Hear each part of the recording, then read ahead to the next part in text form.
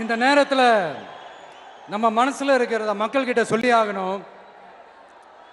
தூத்துக்குடி ஸ்னோலினோட அம்மா என்ன அவங்களோட தம்பி, இன்னும் அவங்க பொண்ணுக்கு நான் தாய் மாமன்னு சொன்னாங்க. அந்த அக்காவோட குழந்தைக்கு மட்டும் இல்லைங்க, என்ன அண்ணனா தம்பியா நினைக்கிற தமிழ்நாட்டில் இருக்கிற என்னோட எல்லா சகோதரிகளின் குழந்தைகளுக்கும் நான் இன்னைக்கு மட்டும் இல்ல, என்னைக்குமே ஒரு தாய் மாமனா தான் இருப்பேன்.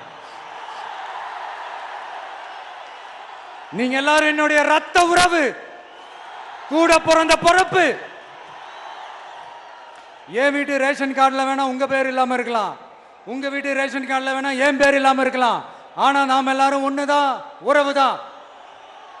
நமக்கு இடையே எந்த அரசியலும் உள்ள நுழையவே முடியாது.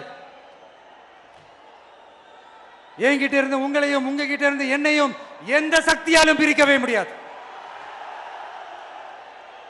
அப்புறம் நான் ஒன்னும் இந்த மார்க்கெட் போனதுக்கு அப்புறம், ரிட்டையர் ஆனதுக்கு அப்புறம் அடைக்கலம் தேடி அரசியலுக்கு வரல, படைக்கலனோட வந்திருக்கிறோம். பவர்ஃபுல் ஃபோர்ஸோட, மாபெரும் படை வரிசையோட, எல்லாத்துக்கும் தயாராகி தான் வந்திருக்கிறோம். இவ்வளவு தயாரா நாம அரசியலுக்கு வர்றதுக்கு ரொம்ப ரொம்ப முக்கிய காரணம் ஒன்று இருக்கு. அது என்ன தெரியுமா? நன்றி கடன், நன்றி கடன், நன்றி கடன். கிட்டத்தட்ட ஒரு 30 வருஷமா, 30 வருஷத்துக்கு மேல நீங்க தான், நம்ம மக்கள் தான் என் கூட நிக்கிறீங்க, எனக்காக நிக்கிறீங்க, என்னை தாங்கி பிடிக்கிறீங்க, மனசுல ஏந்தி பிடிக்கிறீங்க, தாய் அன்போட மடியில ஏந்திக்கிறீங்க. உண்மையை சொல்லணும்னா வேற யாரை விடவும் எனக்கு இந்த அன்பையும் ஆதரவையும் கொடுத்துருக்கிறீங்க.